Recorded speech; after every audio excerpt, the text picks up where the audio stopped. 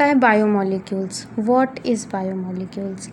Bio मतलब living, मतलब जो बायो से रिलेटेड हो, बायो जितनी आज तक हमने पढ़ी है वो। मॉलिक्यूल्स, मॉलिक्यूल्स मतलब छोटे छोटे पार्टिकल्स। ओके, क्या होता है? एक लिविंग सिस्टम है, वो ग्रो कर रहा है, सस्टेन कर रहा है, रिप्रोड्यूस भी कर रहा है खुद से। जो हमारा लिविंग सिस्टम होता है बहुत सारी चीज़ों से मिलके बनता है, कॉम्प्लेक्स बायोमोलिक्यूल से। किससे किससे? जैसे कि carbohydrates, proteins, nucleic acid. Nucleic acid मतलब आरएनए और डीएनए।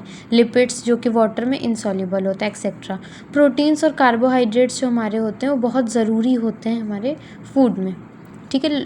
डॉक्टर्स कहते हैं ना कि ऐसी चीज़ खाइए जो जिसमें प्रोटीन हो, कार्बोहाइड्रेट हो। वैसे प्रोटीन किस में होता है? पल्सेस में, दालों में। कार्बोहाइड्रेट आलू में और चावल में, स्टार्च। ओके, ये जो बायोमोलिक्यूल्स होते हैं ये आपस में इंटरेक्ट करते हैं और यही पूरा मिला जुला के हमारी लाइफ प्रोसेस के लिए बहुत ज़रूरी होते हैं। इसमें कुछ नहीं है, अब आगे बढ़ते हैं। कार्बोहाइड्रेट्स, पहला टॉपिक। क्या होता है कार्बोहाइड्रेट्स?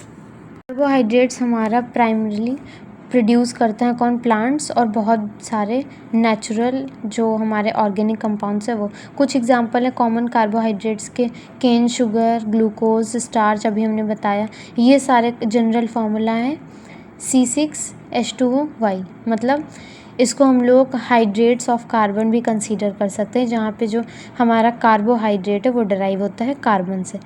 हाइड्रेट्स ऑफ कार्बन मतलब कार्बोहाइड्रेट, कार्बन के जो हाइड्राइड्स होते हैं उसी को कार्बोहाइड्रेट कहते हैं, यहीं से ये वर्ड डिराइव हुआ। Example molecular formula of glucose C6H12O6, ये आता होगा। ये इसमें बिल्कुल फिट बैठता है, जैसे ये C6H2H12O6। ओके, ये जो सारे कंपाउंड्स हैं हमारे, ये इस फॉर्मूले में फिट नहीं बैठते, ज़रूरी नहीं है। May not be classified as carbohydrates, ये तो बैठता है लेकिन सारे बैठे ज़रूरी नहीं है। अब जैसे हमारा acetic acid CH3COOH fits into this formula C2H2O2, this is not a carbohydrate, अभी हमने बताया।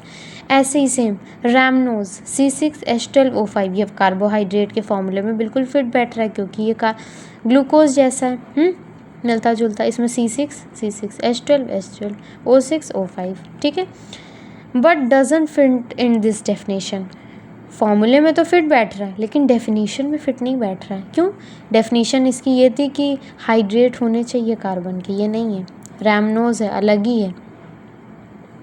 अब क्या है, हमारे जो कार्बोहाइड्रेट्स होते हैं वो डिफाइन होते हैं ऑप्टिकली एक्टिव। बहुत अच्छे से 1000 बार, करोड़ बार पढ़ा चुके हैं ऑप्टिकली एक्टिव क्या होते हैं, बार बार नहीं बताएंगे। पॉलीहाइड्रोक्सी एल्डिहाइड्स, कीटोन्स और the compounds which produce such units as hydrolysis. Hydrolysis मतलब होता है टूटना, लाइसिस वर्ड कहीं भी आ जाए, टूटना, हाइड्रोजन का टूटना, हाइड्रोलिसिस हो रही है इनकी। कुछ कार्बोहाइड्रेट्स ऐसे होते हैं which are sweet in taste, बहुत स्वीट होते हैं, जैसे कि शुगर्स। कुछ बहुत कॉमन शुगर्स हैं जो कि घर में यूज़ होती हैं, उसका नाम हम लोग करते हैं सुक्रोज, जहाँ पे जो हमारा शुगर होता है वो प्रेजेंट होता है मिल्क में, उसको हम लोग कहते हैं लैक्टोज। मिल्क में जो प्रेजेंट होता है उसको लैक्टोज। हाउस होल्ड, घरों में जो यूज़ होता है उसको कहते हैं sucrose. Carbohydrates are also called saccharides, Greek word से आया है शक्करों, शक्कर मीन्स शुगर। अब समझ में आया शक्कर शब्द क्यों है? इसी से आया सैकराइड मतलब शुगर। ओके, अब आते हैं हमारा क्लासिफिकेशन ऑफ कार्बोहाइड्रेट्स क्या होती हैं, देखते हैं।